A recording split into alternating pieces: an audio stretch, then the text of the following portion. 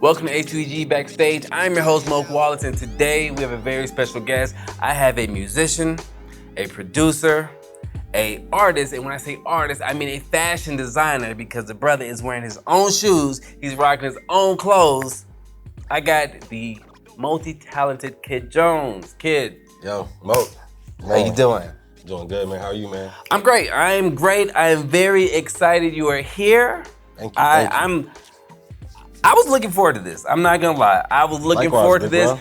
You can even ask anybody. I said, how should I dress when Kydd comes? Because you see, I'm wearing the jeans. I see you. Jordan 6s, you came to play. They got my knees out. You came to play. You know what I mean? Hey, because for real.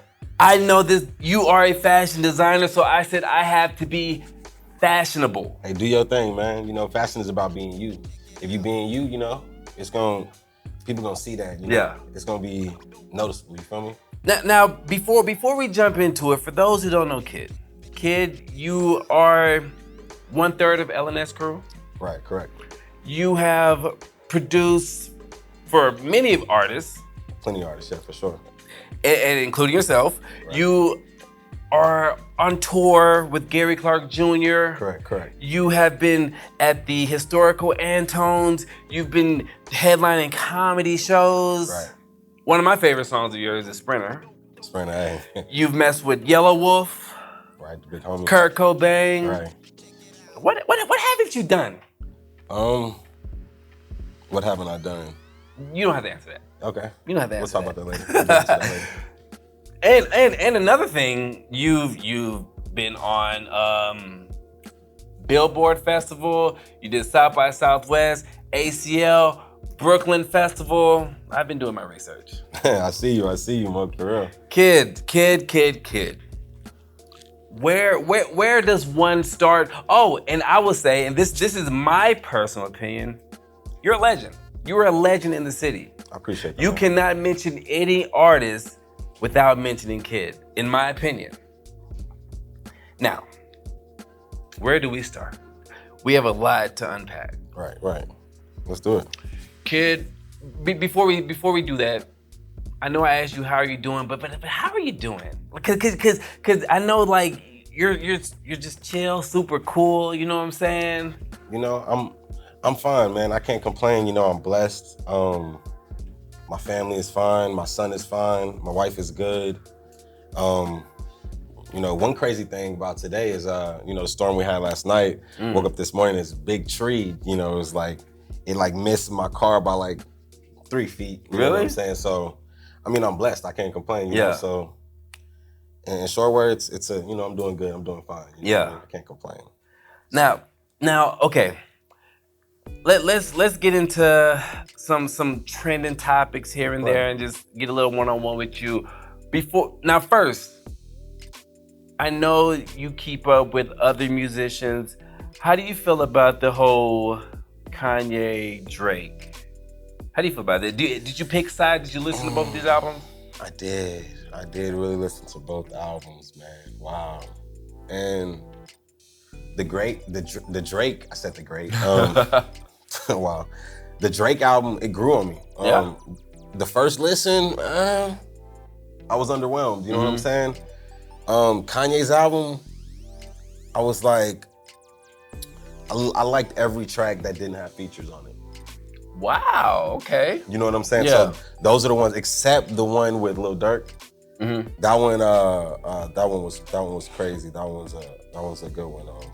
But all the ones with all the features, man, it was just like, you know, for artists like Kanye and even Drake per se, you know what I'm saying? Because I feel like they both kind of took the same, you know, recepe. They both had Lil Baby.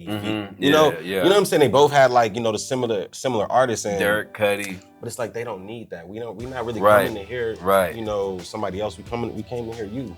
So when, you know, you got 21 songs, 20 songs, and you got 10 features, it's like, you know, is this really you? So I usually go to the records that are just them and try to soak that up, because everything else just sounds like, all right, Kanye, you're trying to, you know, get the Little Baby record. You know, that's cool, you know, in your fashion, your own way, but it's like, you know, I could have, you know, I really didn't need that. Same with Drake. I didn't need the 21 Savage records. I didn't need all those other records, but the ones where it was just him, you know, giving him, and, you know what I mean? And I've gone back and I've jammed it, and it's like Drake is one of them artists. Like when you first listen to it, you kind of listen to it to critique it, right? Right. Drake is one of them artists you really can't critique because he's already been critiqued to like the highest, right? Yeah, yeah. So you kind of just gotta try to enjoy the music and find what you like in it, right? So I think that's what, you know, the industry has made Drake this super powerful artist to where he's like, the music he makes is just, it's good music, but it's like, it's not really to be critiqued by like anybody else or even him. It's like, you kind of like, if we played some Drake right now and it's like, it didn't matter what we were doing, it would still be a vibe, no matter what he's saying, right? Yeah. The beats are banging, you know, the melodies. It's like, it's more of that. It's more just a vibe thing. Yeah. But now Kanye, you really like, you can't really just kind of vibe with Kanye. Yeah, not with this one. You can't vibe with him. I mean, to me, on any album, not like vibe like that, like a vibe like, oh, Kanye's playing in the background and we all just vibing. It's like, no, Kanye's playing in the back. What did he just say? Yeah, yeah. You know, like, what is he talking? Did he just say that about Kim? Did he, you know, you kind of, did he just say that line? Like, you kind of really got to tap in and focus. It's not like background music. Drake makes the perfect setting to background music. You can be with a girl, turn on some Drake. Yeah, yeah. It's good. No one will ever say anything. Be with your homies. Yeah, yeah. Turn on some Drake. Yeah. No one's gonna say anything. Right. You know what I'm saying? But it's like, I think he's just one of those artists. It's kind of like a mood setter, you feel me? So he, you know, he sets moods. It's not over aggressive. It's not over political. Drake is good. You know what I mean? You know what I'm saying? No, I feel you. He like sets that, but Kanye, he might get political. Yeah. He might get aggressive. Kanye definitely had me replaying songs. You know what I mean? Like with Drake, I enjoyed the album, but I'm not gonna lie. When I first listened to Certified Lover Boy, I was listening to hate. Right. I was listening to be a hater. Right. I mean, that's what the critique is. We trying to find what we don't like, what, you know, what's going on with this. But I enjoyed it, but it was with Kanye, just because I knew what the album was. I knew that he lost his mom. I knew the dedication. And then, I mean, it was hard for me to make it past Off the Grid once I heard Fabio's verse. Like, he killed that. No, Fabio did his thing. He killed that. And that was Fabio's one of his best verses to me, honestly. Yeah. And I'm not even the biggest Fabio fan, but all the music that I've heard from him, and I was like, yo, he went off. That made me a Fabio fan. For real, he spazzed. So now you see the how the release was when Kanye had the different Donda viewings and everything. Do you think, and I'm asking you this because I look at you as an artist, and as we were talking with Harris before, you're not when I say artist, I'm not saying like a musician artist. I look at you as a musician, a fashion designer, a dude who does art. Every time I see you posting pictures, like you always posting pictures of different living rooms. You know what I mean? Sure. And so, do you think that is the new wave of releasing music or having album release parties? He's definitely like shown us a new path, a new way to it.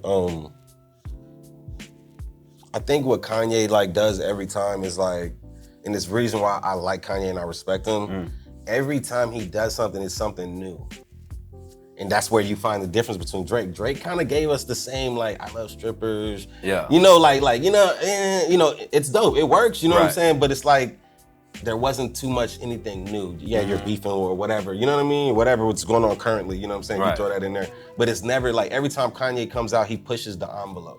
Even if it comes out not to be good. I mean, Skinhead, you know what I'm saying? 808 Heartbreaks, you know what I'm saying? Every time it's a different album. Right. It's not the same like platform. And I think I'm kind of like an artist like in that form to where once I do kind of something, I'm kind of like, I'm almost done with that style or that era or that, you know what I'm saying? Some artists, you get boom bap their whole career. Right. You get gangster rap their whole career. You get conscious rap their whole career. There's no shades, you know what I'm saying? Different palettes of colors. With Kanye, he gave you boom bap his first album. Right. He gave you, you know, a futuristic version on the next album. Right. Gave you 808 Heartbreaks. It's every time it's changing. You know what I'm saying? Drake, he gave us the same thing the whole way through, and it was safe. And he's the best artist for, you know, because it was like it works. Right. But it's like, what else works? I mean, McDonald's works. And one thing I always tell my girl, I was like, I actually get it from Kanye because Kanye said that McDonald's is the best restaurant. Or the best. And I was like, you know, I was like, break it down though, boo. I was like, when have you gone to McDonald's and really expected something different, whether you like it or not, right? You know that the coffee's gonna be mid. It ain't gonna be Starbucks, but it's gonna be all right, it's gonna get you through. You know the burger is gonna be the same exact time. You know what I'm saying? Yeah. That's true. Come on, man. So when it comes to saying like what's the best, I say it's the best because it's consistent. I'm never going to McDonald's thinking I'm gonna get the best burger. I know what I'm getting when I go there. Right. That's consistent. Wow, So when Kanye said it was the best, rest, I was like, bro, what do you mean? It took me like, I was like, what does he mean? Because you always got to think, like when artists speak or when they say things, you kind of got to break it down and, you know what I'm saying, put it in perspective. So when he said that, I was like, yo, he crazy. But he ain't saying that for nothing though. Right. You know what I'm saying? And so I'm like, yo, okay, he's saying that because every time I go to McDonald's, I know the meat and cheese is gonna be a certain way, bam, cool, I like it because of that, I know that the hot and spicy, bam, I like it because of that. I know the coffee, bam, I like it because of that, and it's cheap, But if I want a Starbucks, I know it's gonna be another level. Right. But I know, check it out. Sometimes I go to Starbucks and they fuck up my coffee. Okay, yeah. Every now and then. Every time I go to McDonald's, I know their ice cream machine ain't gonna work. Right. You feel me? Right. 50% of the time. And so it's like, am I going off, like, okay, this is the most fire, but y'all not consistent because I go over there, if I go to your spot, 5 times a week and, 4 times, 3 times, it's not hitting. But then I go to McDonald's, that shit busting every time. But it's not busting, but it's the exact, it's what I expect every time. Right. So you're satisfied. I'm satisfied. You're not mad because you know what you're gonna get ahead of time. For sure. So back to the Kanye, I think, what he's doing is like always pushing the envelope. Every album, every time he comes out, even if he's on some crazy shit, like I really don't even get into the antics with him because I like just try to enjoy his artistic side, even though the antics, it affects a lot of shit. It affects, us as black people and stuff like that. So you can't ignore it like that. But I don't know, you know what I'm saying? Like I'm not him. I'm not, and he's alone in this world. You feel me? He doesn't have anybody. He's with the Kardashians and that's it. You know what I'm saying? Like, so, I mean, he's just one man. So he's making all his mistakes and all his accomplishments in front of us. So can't really blame him too much. But do you think that his artistic views are like no other? Like when you saw him do the live listening party multiple times, did you understand it? Were you like, wow, this is dope? Or were you like, wow, this is dope, now let's get on with it? Nah, I seen that and I was like, this is, like, cause I'm coming from like an artist standpoint of this shit, like, I'm looking at it like, bro, like, are you kidding me? Like, how and why, is he able to come up with these ideas that, like, and the thing about it, it'd be like, he'd be breaking it down to the most simplistic form. Shooting a video, showing a video on the side of a building free so everybody can see it. Yeah. He's almost like slapping everybody in charge, you know what I'm saying, in the face and giving everything to the people, but it's still like building his brand, still building his name. It's genius, you know what I'm saying? And I think in a way, like his artistry, he tries to give that out as much as he can, at a decent, rate and price as he can, but he still is like Kanye and the world, the structure of business and the way the world works won't let a person of that stature put something out for $10. Right. You know what I'm saying? It just won't happen because they won't allow it. Like when he went to Adidas, his main thing was to make shoes that were affordable, right? But we still see that the shoes are still, skyrocketed up. But we getting more though. I feel but, you. But the thing about it is we're getting more shoes though. Right. They're more like, they were like, they were saying that they're accessible. Yeah, they're accessible. But remember when the Yeezys first dropped, they wasn't accessible, right, they even weren't. Adidas. Right. But he kept fighting to get, more shoes out there, more so they at the same price, but at least we can get them. You don't have to fight as hard for him to get them anymore. You know what I'm saying? So he kind of winning in that point, but I know his whole goal was to make it more affordable, more accessible, but in the world we live in, that's kind of a hard thing to ask. Definitely when people who really want their points, they're like, nah, $200-$300, you know what I'm saying? Right, yeah. Let's go and run that. So here's another thing I've been asking different artists and people. So COVID is running wild. COVID is running wild. You go on tour. You're always performing. Now, one of my favorite artists, Lupe Fiasco, said that he wants to enforce showing that you have a Vax card when you come to his shows and everything like that.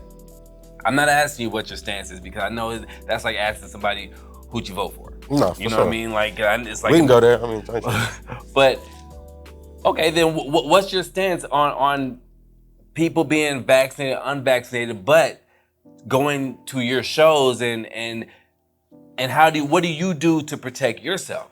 Right. It's a scary thing, right? Because we got to get on stage and of course perform and most of the shows I do, we have to get vaccinated before we even we get COVID tests before the show. Okay. And so that's cool. But then you can't.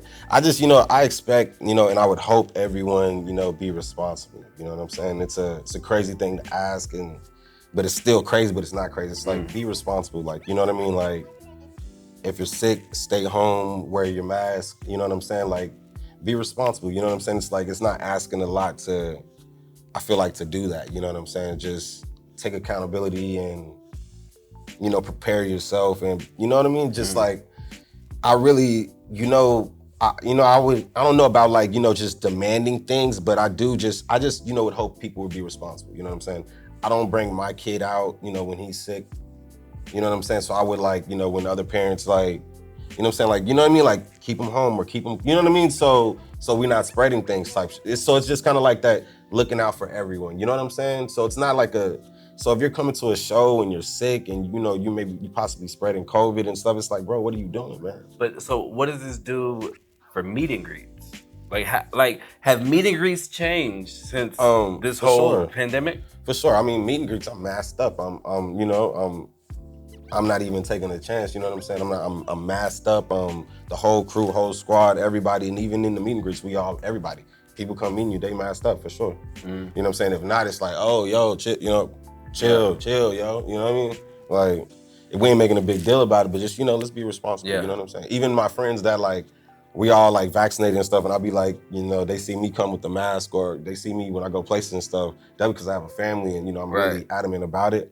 I always be like, bro, like, put your mask on, fam. Like, I don't care if you don't, I don't care if, you don't subscribe with it. Just so we all move as a unit, you know what I'm saying? Like, we kind of, you know what I mean? We represent each other. Right. We ain't got no loose shit going on, you know what I'm saying? Like, put your mask on, man. You know what I'm saying? Pull up your pants. Let's, you know what I mean? Present yourself well, you know what I mean? Like, come on, let's go.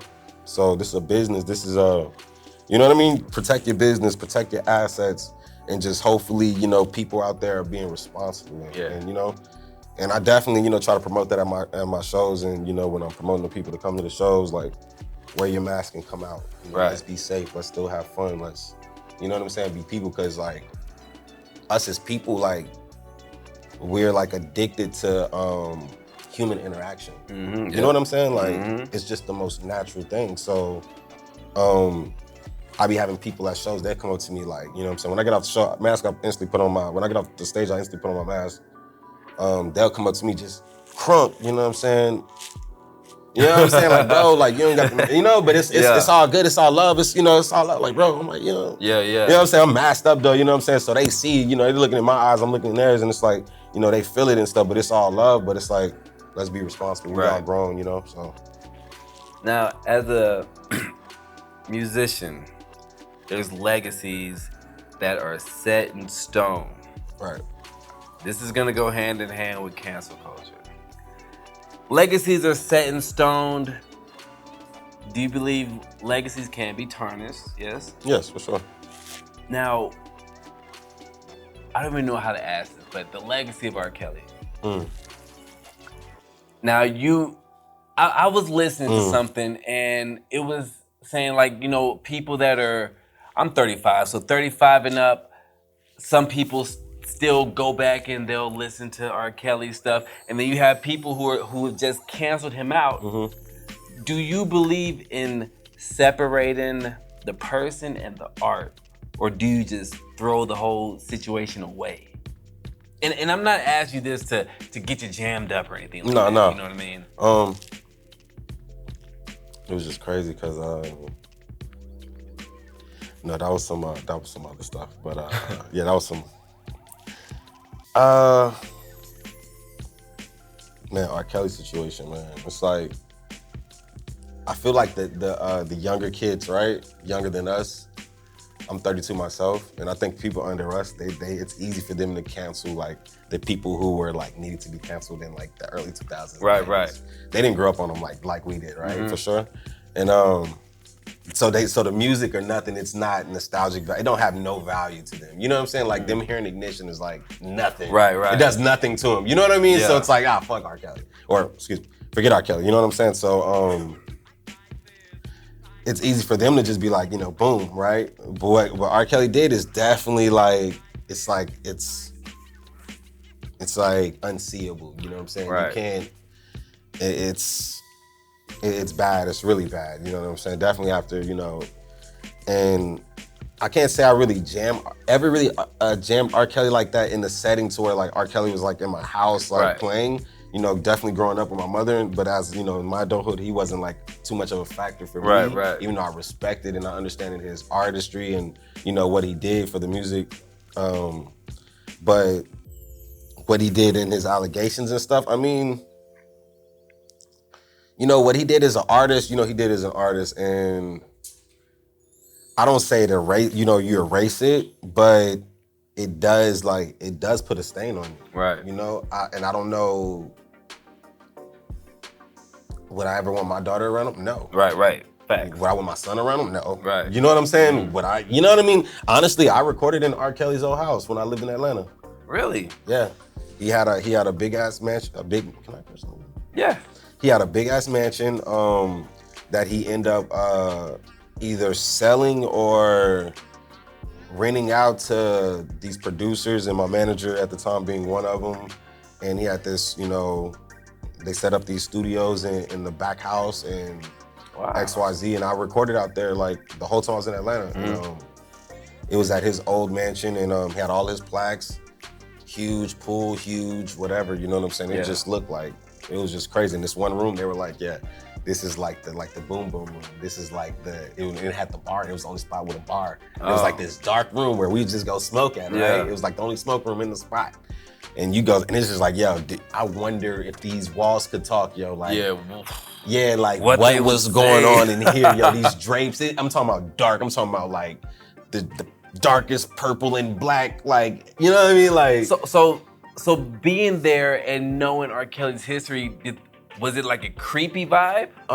Honestly, at that time, I had heard allegations as growing up, but at that time, it wasn't as like widely known. Like, I don't think the documentary had came out yet. None of the like public stuff had really like came out as far as like you know what I'm saying? Like, it was like, if you read XXL, if you was like in the know, you knew. Yeah. But it wasn't, so I knew, like in the know I knew, but it was like, to me, at that time, it was like them saying Michael Jackson touched kids, you feel me? It was like, I don't know, I can't put a finger on that. I don't know what y'all talking about. Right, fact. You know what I'm saying? So at that time, so that's how I looked at it. When I went in there, I was still like, yo, this is crazy.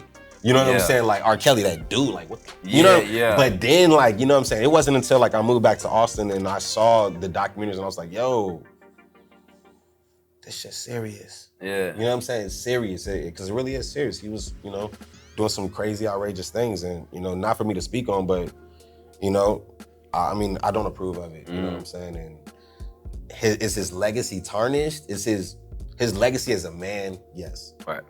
His music legacy, it's tarnished. Is it ripped away? I wouldn't say it's ripped away, but I mean, it's definitely, you know what I'm saying? It's some bruises to that. You feel me? Like, you ain't the same guy, you know what I mean? Right. When I listen to them songs, it ain't the same, you know what I'm saying? Like, when I'm dissecting these lyrics. Yeah. What was you talking about? You know what I mean? Like, so I don't know. Yeah. I mean, I don't know. So it would never be the same, Even when you're enjoying the R. Kelly song, you kind of enjoy it and you're like, ooh. Yeah. My guy. You know what I'm saying? Like, ouch. So, I mean, but does it take away that he's a great singer-songwriter? People say that he actually didn't write and that he couldn't write. Because he was illiterate, That's wild. Yeah, that is. I heard that a long time ago that he was illiterate. I can believe it, though. I can believe it. So, I mean, yeah. all right, so off R. Kelly, but cancel culture. As an artist, when you're writing now, do you have to think like, I can't say this because this may offend somebody? Because back like 5 years ago, we could say whatever and it would be okay. But now I feel like even when I podcast, I don't say certain things because I don't want to offend somebody. Yeah, like for instance, like the Tyler Creator era, the Tyler Creator era, when he was big on, bashing the cultures, the other, it wasn't bashing, he was just like, that's how we talk, in the hood. That's how we, when I'm with my boys, you know what I'm saying? Yeah. Dodo, you know what I mean? Like, we saying outrageous things. Yeah. So when we say it in public, it's, wow. But we don't know what they saying in public. We don't know what they saying when they chilling with they boys, you know what I'm saying? Y'all probably saying N-word after N-word and blase, hang by such and such. It was like, that's how y'all talk. Right. Because y'all culture and your people then, had slaves and that's all y'all know. So all we just talk like this, you know what I'm saying? We don't mean no harm. We love, his brother might be such and such, you know what I'm saying? Cousin, that ain't nothing to us, you know what I'm saying? We, as a culture, as Black people, we don't, things are a lot different. We love people, you know what I'm saying? Love is like an easy thing for us. I was like watching this movie just recently, like 2 nights ago, and it was about this lady who did this experiment right after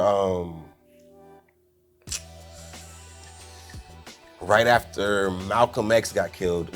And actually I was watching the Malcolm X documentary and me and my wife started talking about this lady who did this experiment on kids. And she was like, and they said they did this. She said that she remembered having this experiment done on her as a child too in elementary school. And I was like, it probably had, it wasn't, wife? Yeah, but it wasn't really an experiment. It was like kind of like a thing that you did in school.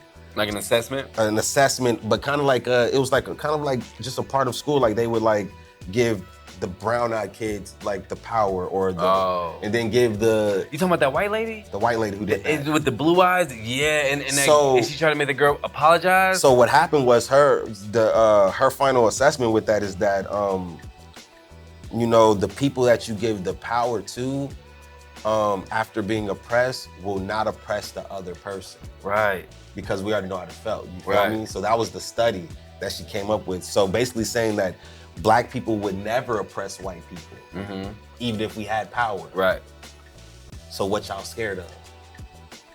You know what I'm saying? Yes. You feel me? Yes. They think, so the whole, us being oppressed is because they know once we get power, we're gonna treat them the way they treated us. Like, bro, we not built like that. Yeah. We're loving, we don't come from that. We not, you know what I'm saying? I was listening, so I forgot what it was, but somebody was saying that Black people we're too forgiving. Like we love too much, we care too much about how other people feel, and that's so true. It is true. Even though when I was talking to my wife about it, I was like, I was kind of picking the other side. I was like, nah, it's going down. Even she's like, yeah, you saying that, but it would never happen. You know what I'm saying? And I feel it would never happen because I'm not like that. You feel me? But you know what I mean? Like on some Malcolm X, like, it's going down. Like, AK looking out the window. You know what I'm saying? But nah. But I don't think we would ever do it just because, the world needs balance. And I feel like a lot of the chaos that's happened within, however many, hundreds and thousands of years is because, the balance was shifted. Like I say in one of my songs that I haven't put out, but I perform it, it's called King. I say I used to be a king in my past life. Must have been a king in my past life, dog. The second line was like, the second verse is, I used to be a king in my past life, dog, no reparations. Being Black could be a tax write-off. I worked the grave ship like Kanye. Can remember my last night off, used to keep me a 9, now I keep a mask, Lysol. Wow. That was but then the first verse, it starts, I must have been a king. No, it says, Lord knows. You know how we always say, Lord knows. Lord knows, but then I question it. You know what I'm saying? I'm like, Lord knows, but do he really? I must have been a king in my past life. I must have done some things to come and last right. 400, you know what I'm saying? I must have come with things 400 last right. Took me out the woods, got me addicted to the fast life. You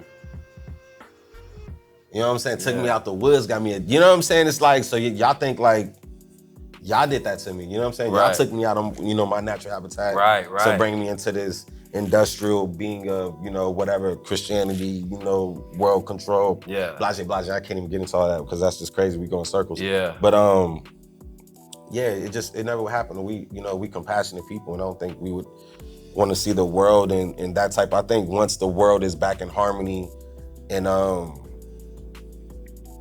things will just be, I don't know, lovely. But yeah, who knows, man? Who knows if we'll live to see that day? But we're living in these times of us as Black Americans, just kind of coming awake to being woke to the situations that we've been placed in. You know what I'm saying? Like, it's crazy. Now that brings me to our next segment. I'm gonna call this One-on-One with Kydd. For sure. Now I got some personal questions that I want to know. Got you. So you spit a couple bars from, what was the song, King? Yeah, King. Okay. What space are you usually in when you're writing songs?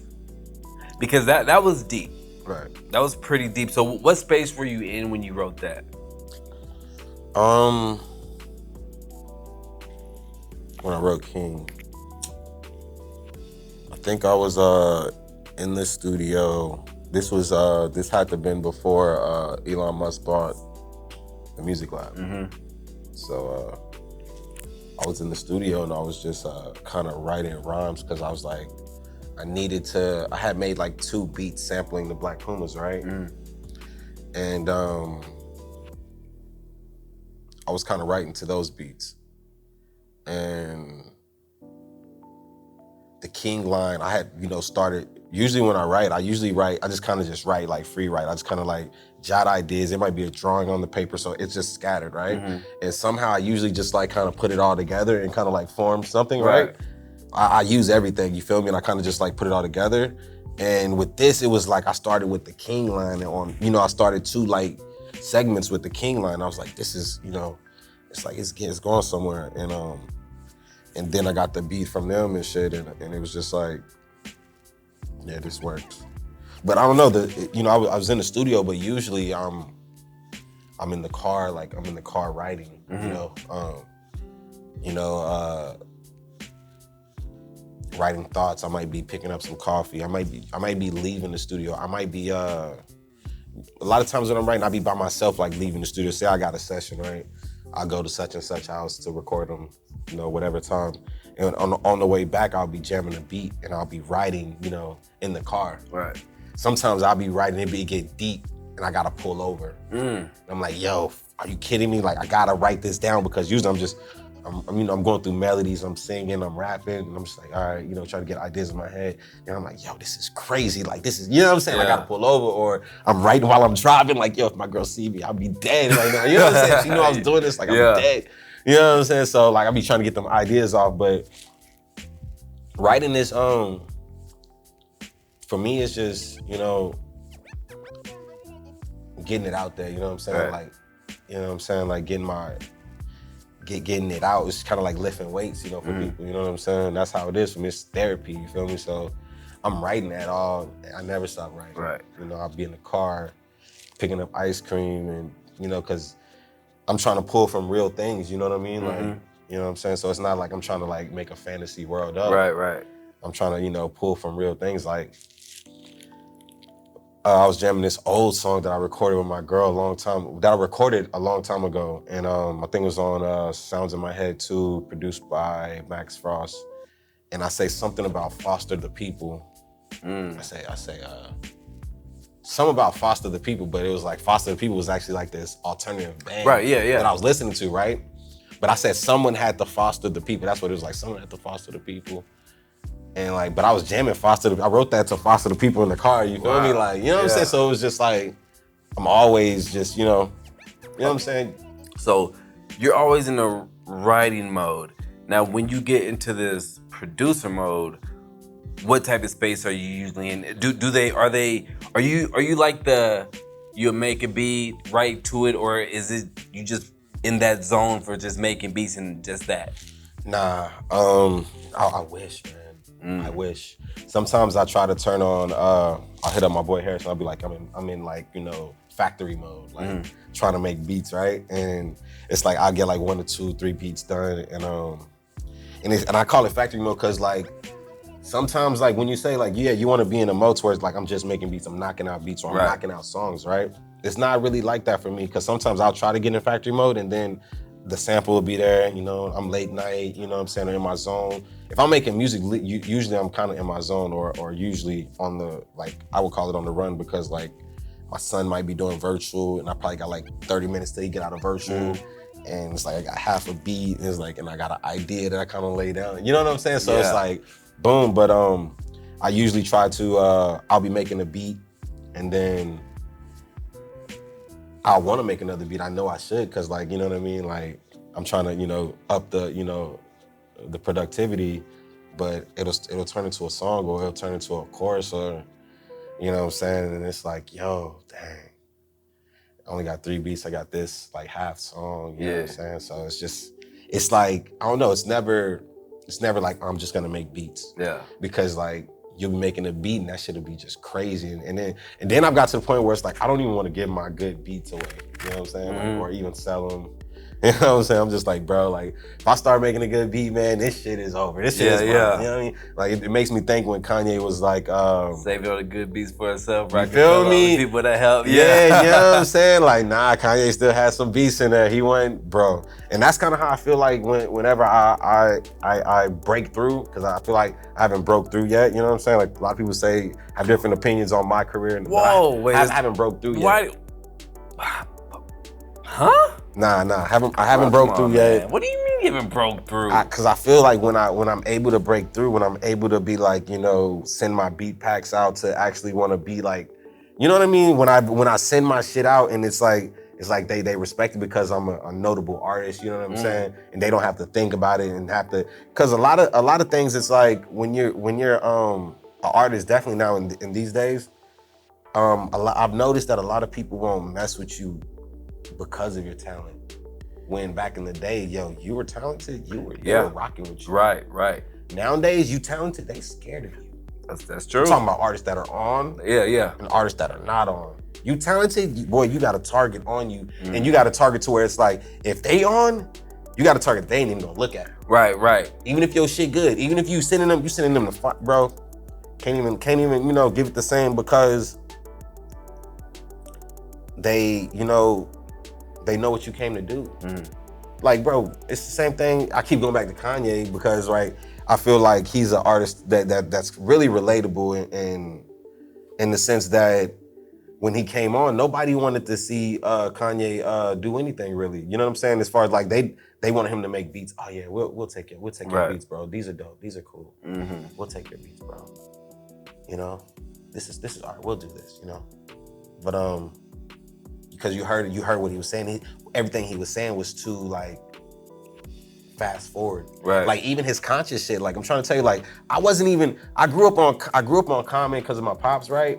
But I didn't understand what conscious rap was until Kanye. Yeah, spoken word, You know what I'm saying? Why? Because he did it in such form where it was kind of like, it was almost cool. You can digest it easier. Yeah, it was digested easy. It was like he said the shit in the simplest form of you know what I'm saying, conscious rap. When Common and Nas, like those are my guys, like my pops RP, he put me on them, and when I was jamming him, I was like in a different space, a different world, but it was almost a world that I was like, I had to do a lot to comprehend, do a lot to try to, you know, to understand, because they wasn't saying it outright, you know what I'm saying? They were saying it in code, saying it in double entendre, saying it in ways where if you really wasn't like, you know, and we're from Austin, you know what I'm saying? So shit kind of get to us like, you know, in those eras a lot slower than it was, you know, now as far as like information, as far as fashion, as far as black excellence, you know what I'm saying? Like in other places, they had this shit, they had already had it in circulation. We just starting to get that shit circulating.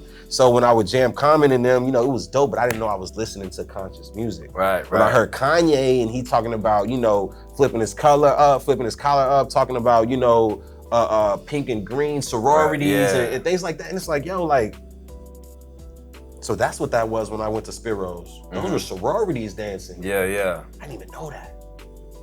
I'm just a youngin' from the hood. Right. You know what I'm saying? Yeah. Oh.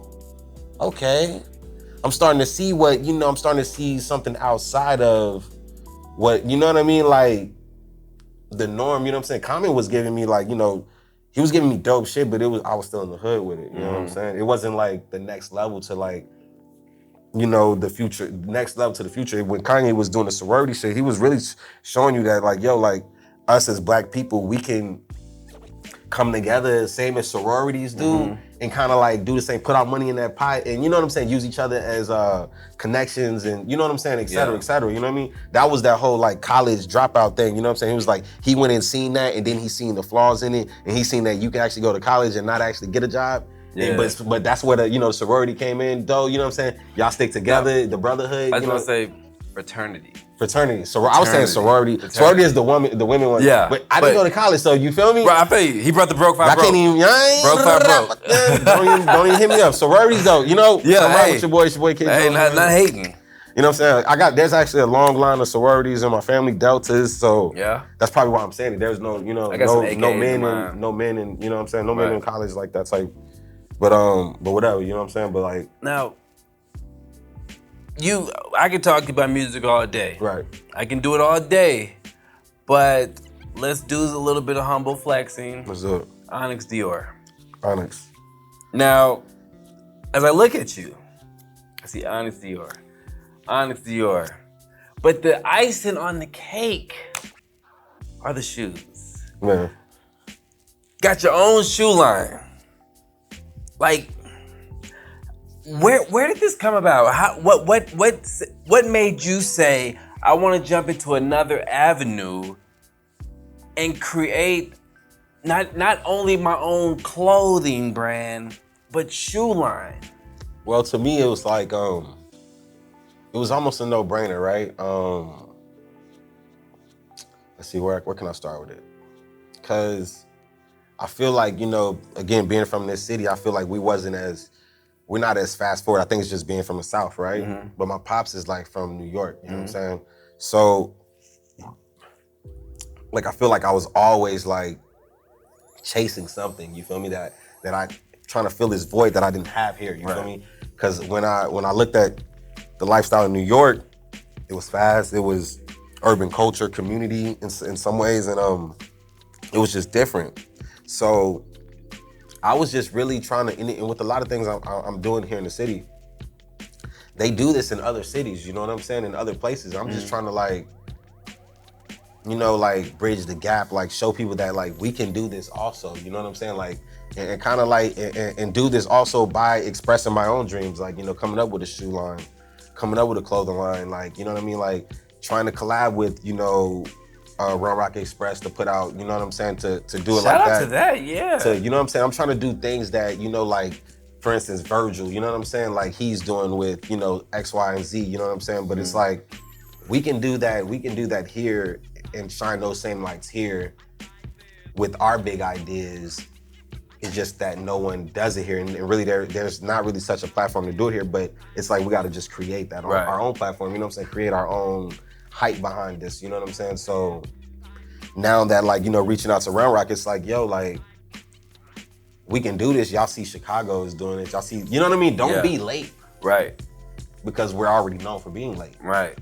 So when somebody presents you with an early idea, let's jump on it. You know what I'm saying? Community-wise, it's all like community tied in. So that's my whole thing. I'm just thinking big, bro. I'm thinking out the box. I'm trying to do everything they said I couldn't do, everything they, you know what I'm saying, they don't want me to do, everything that, you know, somebody think I shouldn't do. You know what I mean? Like, I feel like I'm an artist and people try to put us in a box and like, yo, like, I'm like, the circle that I'm in, the box can't even close. Yeah. You know what I'm saying? I'm still just like sticking out. I'm popping out. My ideas is just like, it's infinite. They're really not stopping. You know what I'm saying? I'm like the ball that's just keep rolling. I'm really fluid. I'm curves and cracks ain't you know, stopping me because I'm fluid. You know what I'm saying? If tomorrow fashion change, I'm gonna be right there with it. You know what I'm saying? I'm fluid with it. I'm gonna go do the homework. I'm gonna go understand it and discover it. You feel me? And I think with all aspects of life, you know, that's why I wanted to come out with the shoe. I wanted to be like, you know,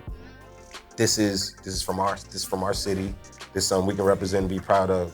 And it's fashion forward. It's forward thinking. You know what I mean? Like, let's keep being forward. You know what I mean? Like our next collab, boom. You know what I'm saying? We working on more and more. They don't stop here. We gonna keep going. It's just the tip of the iceberg. So, okay. Now, what mode do you have to be in, or not what mode do you have to be in, what mode are you in when you're making, how do you call it, when you're making fashion? Or designing clothes? When you're designing clothes. The mode. And I'm asking you too, and how do you incorporate, or do you incorporate like the music lifestyle, the music industry? Right. To me, like it's all in sync, right? Mm. It's like it's one big project altogether, honestly. Like whenever I'm doing fashion, I usually pull from like nostalgic, like, you know, like references, whether it be from movies growing up. Usually it's like nostalgic, like black references. Like, I mean, where did you get Onyx Dior from? Onyx Dior, it actually came from my wife's dad had passed away, and when we were cleaning out his house, he had this candle, and it read Onyx Dior, right? And I looked it up, you know, and it was like this candle. It was like the term came from, it was like a gift that you would get when you would go overseas and buy like some designer. Like you would go like to Chanel, and this would be the gift that they would give you, like after you bought your perfume. They would give you an extra gift, right? Yeah. So it was like a gift that he had got when I think he had bought a Rolex in Europe in like the 70s, you know what I'm saying, like that. And the candle, and onyx is actually a rock.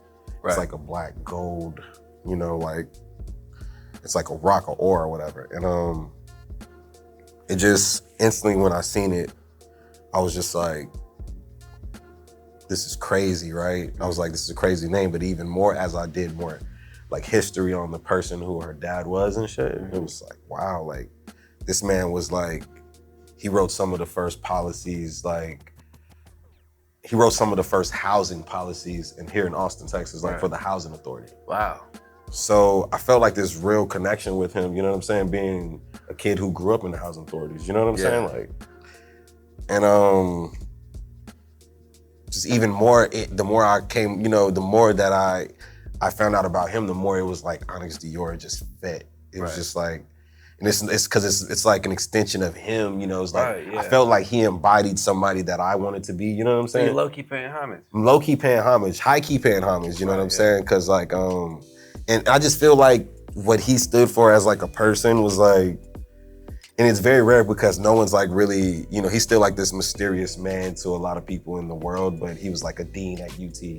Oh, wow. Yeah, you know what I'm saying? He was like this major figure in Austin history. Like, he was like one of the first like people, you know, doing like bringing South by in the earlys, whenever they did that shit, like they honored him for like being like the guy who like helped start South by like with the tech shit when it first started. Or was it tech? I can't remember, was it how it first started, but he was like right there, you know what I mean?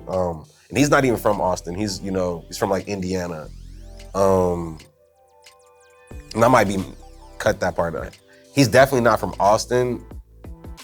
He moved here in the 70s, you know what I'm saying? But Austin became his home and became the place that he was fighting for and, you know, worked for.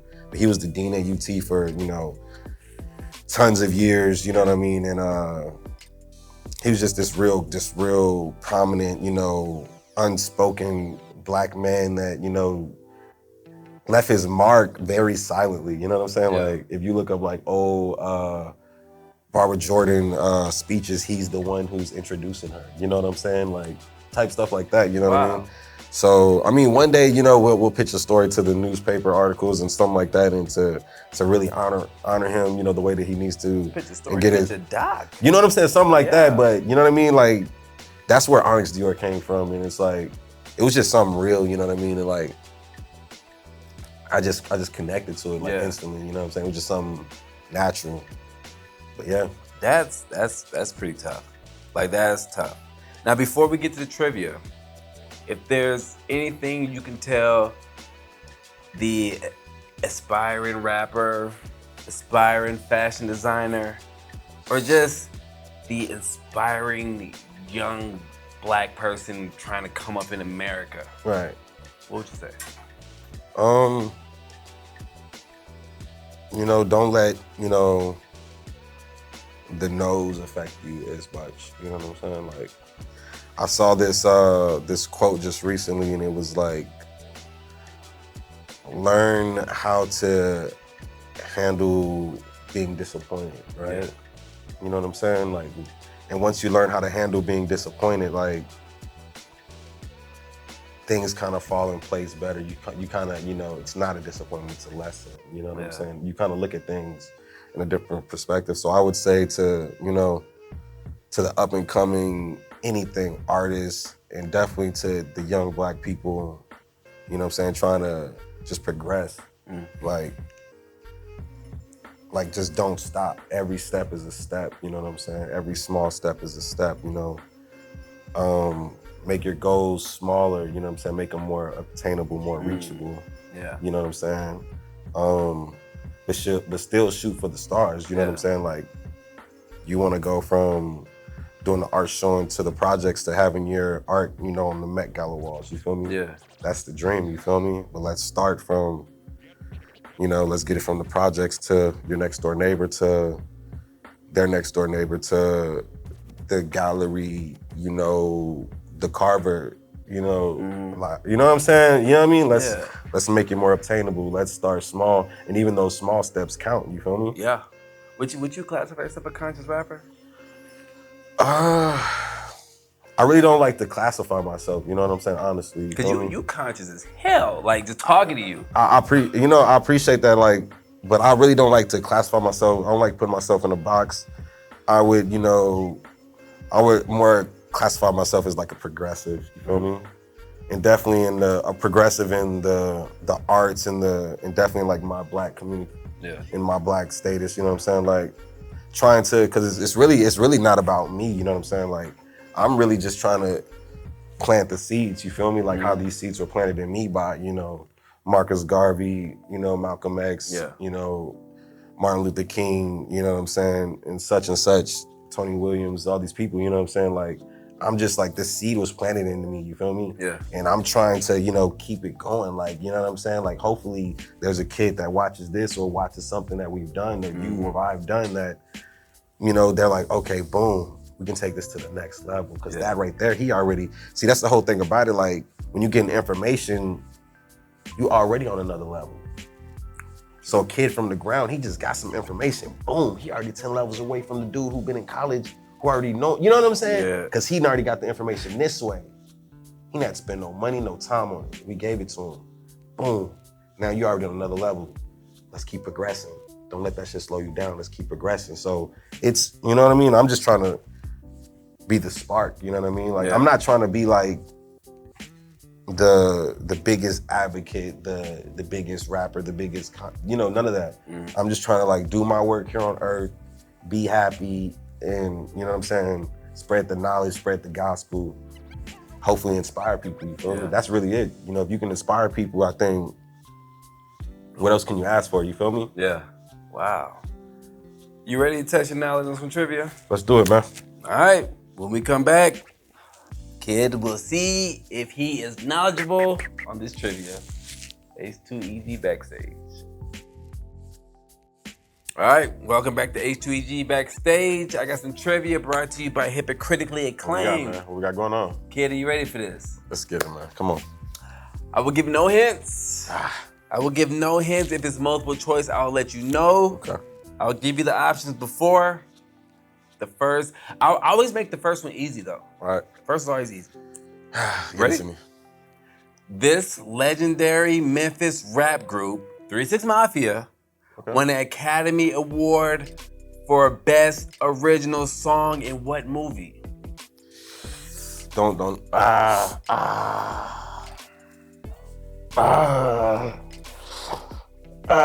is that movie called? Bing, bing, bing. It's like bing, they're like rapping. Bing. It's like if there was time limit, you would be done. It's like but rapper. Dang. No, wait. You got it. Are you saying you giving up? I know this answer, but it's on top. I can't think of it right now. Come on, man. It's Come on, man. It's Come on, man.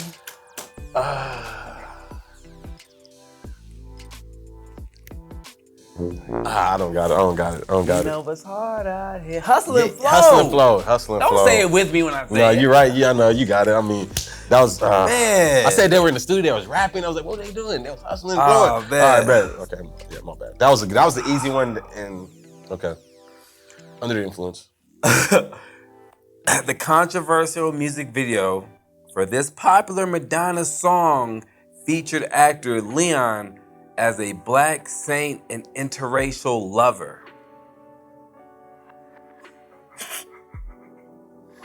The controversial music video for this popular Madonna song featured actor Leon as a black saint and interracial lover. You got me there, man. Like a Prayer, released in 1989. Yeah, I wouldn't even. Madonna's 17th number one. That's crazy. Y'all got some. Y'all going crazy with these questions. Kids, you heard me. You heard me, man. You going crazy, man. Like, yeah, I can't. I know they already canceled me. Who gave these lyrics? Okay. Who gave these lyrics? In a street brawl, I strike men quicker than lightning. You seen what happened in my last fight, friend? Aight then. In a street brawl, I strike men quicker than lightning. You seen what happened in my last fight, friend? Aight then. You rapping it with me. Big L? Big L? Who? Big L?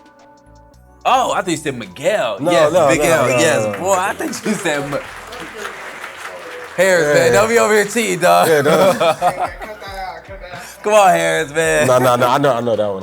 Okay, yeah, Big L, song MVP, Lifestyle of the Poor and Dangerous. Good job. For some reason, I knew you was gonna get that one. Well, that's right then. All right then. Yeah. Come on. One has to go. One super producer has to go. Oh, wow. Dr. Dre, DJ Khaled, Diddy, or Jermaine Dupri? That was easy. Khaled gotta go.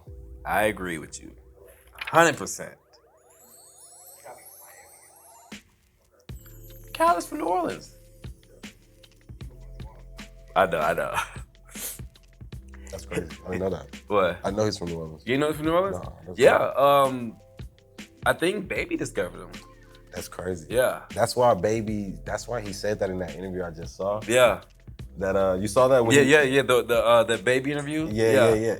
That was a good interview. Mm-hmm. It was really good. That was really good, I was impressed by Birdman. I was like, yeah, they understood him. He understood them. And he was saying when he said we got to stamp each other, I felt it. Yeah. That's why, you know what I'm saying? Like, that's why we here. Like, we stamping each other. Sir. Like, that was hard. All right, don't try to get out of this. I got you. Hip Hop Collective, the Native Tongues, consisted of these members from these three groups.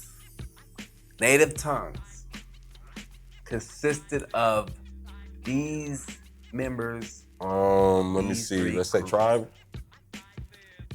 Let's say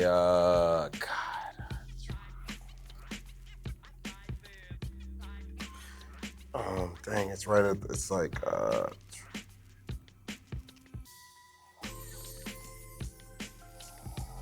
Native Tongues, Tribe. I can't think of the other two. I can't think. It's Jungle Brothers. Okay.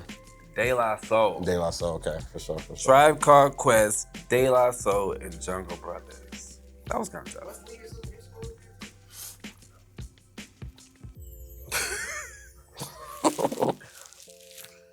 This is multiple choice. All right. Pharrell and the Neptunes produced Justin Timberlake's debut 3-time platinum album, Justified, but admitted that the songs were originally written for what artist? A. Mario, B. Omarion, C. Usher, or D. Michael Jackson?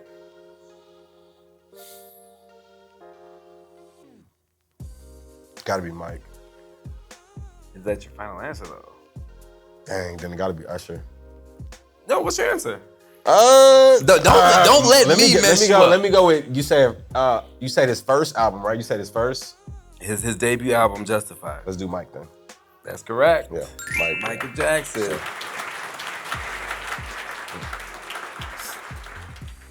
One of these top selling rap albums has to go. One of these top selling rap albums has to go. 1, Please Hammer Don't Hurt 'Em, 10 million sold. All Eyes on Me by Pac, 9 million sold. Get Rich or Die Trying by 50 Cent, 8.3 million sold. Speaker Box, Love Below, 11.4 million sold. One of these has to go. Hammer gotta go. Yes, of course. Hammer Don't Hurt 'Em, but yo, Hammer was a gangster. Hammer was my boy. He was definitely one of my. I loved Hammer when he first came out, the big pants, and yeah, Can't Touch This was, if you wasn't dancing in your carpet, oh yeah, in your sweatpants, acting like you had Hammer pants, you wasn't human. Okay, that was my bad. No, you good. What does the B? This is multiple choice. What does the B stand for in Cardi B? A, bikini. B, bazooka. C, beatboxer. Or D, Bacardi? I would say Bacardi. That's correct. Cardi's sister name is Hennessy. Everyone used to call her Bacardi, which eventually was shortened for Cardi B. Cardi Bacardi. That's crazy. That is crazy. I never knew that. Cardi Bacardi. That's wild. Y'all see the where it's like if you say her government name, it's like the same smell. Oh yeah, because it's weird. It's like she got like a 4 or 5 word name. One of these has to go. Sampling or mixtapes? Mixtapes. Okay, I'll give you that. Last one. Multiple choice. Who is usually credited with being the first female MC? A, MC Light. B, MC Router. C, MC Ciroc. Or D, MC Diva?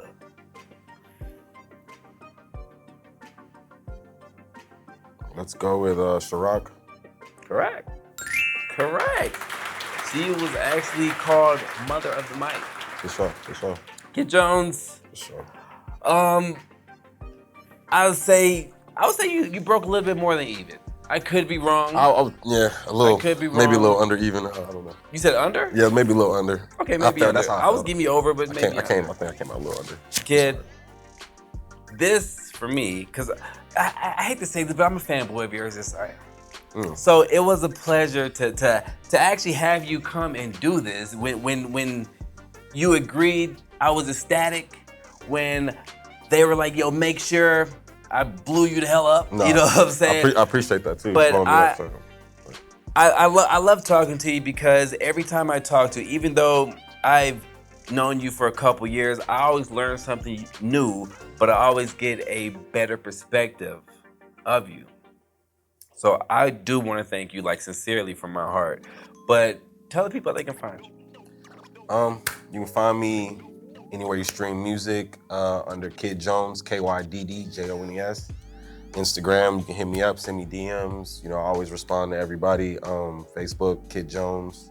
Just really everywhere, Kydd Jones, KYDD JONES. Hit me up, I'm friendly. I like to talk to people. Where can they find your clothes? You can find my clothes. We're actually working on a new drop right now. So my old website is under construction. So new website will be up really soon with the new drops. Maybe later this month, definitely before we go on tour again with Gary Clark. So just be on the lookout for it. Just follow me. It'll be out on all my platforms. That's under Kydd Jones. So you won't be missing out on anything.